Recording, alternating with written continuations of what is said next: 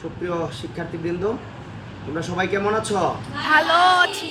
আজকে তোমাদের কোন ক্লাস করব আমি? গণিত। কোন অধ্যায়? 4.1।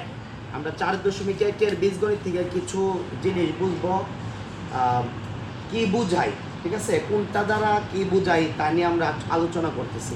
দেখো, আমরা এখানে 1 নম্বর প্রশ্নটা আছে 9x দ্বারা কি বোঝায়। তাহলে বলো, 9x দ্বারা বোঝায় x এর 9 গুণ। 5x + 3 দ্বারা বোঝায়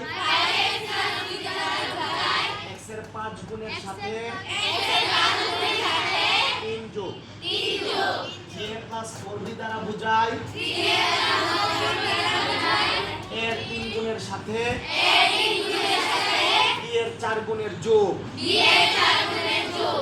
3a into b into 4c দ্বারা বোঝায় এর 3 গুণ b এবং c এর 4 গুণের গুণফল।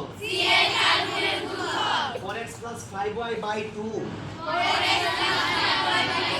হলো x এর 4 গুণের সাথে y এর 5 গুণের ফলের অর্ধেক।